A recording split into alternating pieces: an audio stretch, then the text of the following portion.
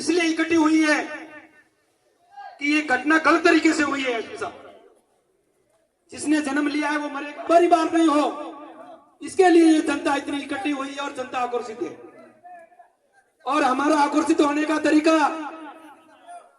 प्रशासन के प्रति जो हमारा रोष है उसकी प्रथम कड़ी डिप्टी साहब मैं आपसे निवेदन करूं, और ये जनता कह रही है कि जब सरवण सिंह गायब हो गया था, अपने घर पे नहीं गया था, रोजमर्रा की तरह मजदूरी के लिए आया था, और मजदूरी कर पे जब घर पे नहीं लौटा तो उसको खोजने के बाद में, उसका इंतजार करने के बाद में उसकी पत्नी ने पुलिस में यह अनुरोध किया कि मेरे पति घर पे नहीं आए।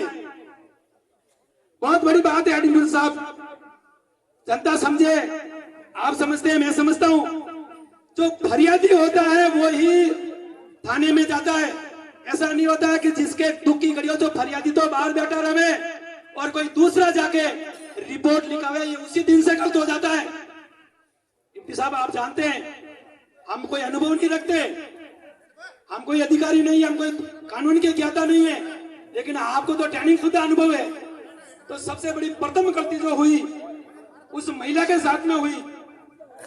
उस महिला का कहना है कि मुझे तो बाहर बैठाया गया, और जिस पर मुझे शंका थी कि पैसों को लेकर, गोदाम को खाली करने को लेकर जिस व्यक्ति से हमारा थोड़ा बड़ा अनबन चल रहा था, वो मुझे झूठा आश्वासन देकर वो खुद रिपोर्ट लिखाने के लिए चला गया था और वो साहूकार बन गया था।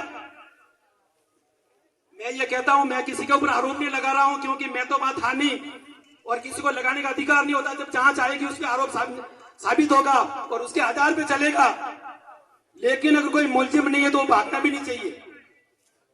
मैंने चोरी नहीं की और मेरा बैग या मेरी जेब कोई संभाल रहा था, मुझे क्या संदेह, चाहे कोई कहीं से भी संभाल दे, मेरे कपड़े उतार दे भले।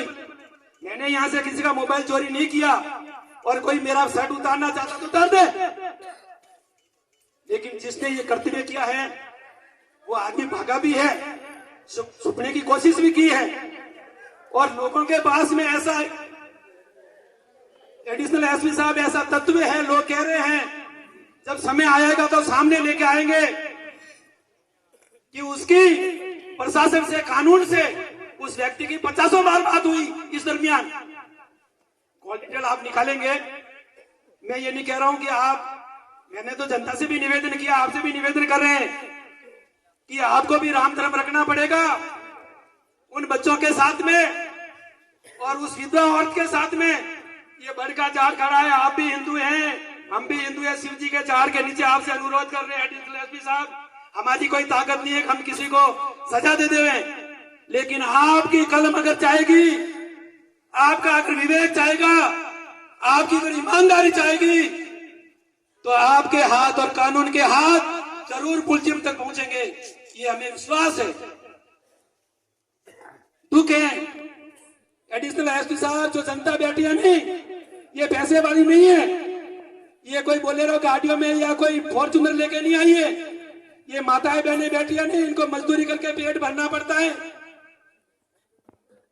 एक अपराध के खिलाफ पुनरावृत्ति नहीं हो इस सत्र के अंदर, इसीलिए जनता ने आवाज उठाई है, और उस व्यक्ति को न्याय मिले और उन मुलजिमों को सजा मिले जो हमारे शांतिप्रिय क्षेत्र के अंदर इस प्रकार का उपद्रव करना चाहते हैं।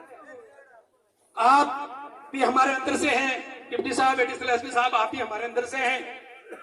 आपको भी यहाँ दुखे, आप खड़े हो, आपको सुख में खड़े थोड़ी हो कि हम जानते हैं चीज को, हम समझने की रखते हैं, लेकिन हमें दुख इस चीज का है कि फिर बाद में 15 तारीख को एडिशनल एसपी साहब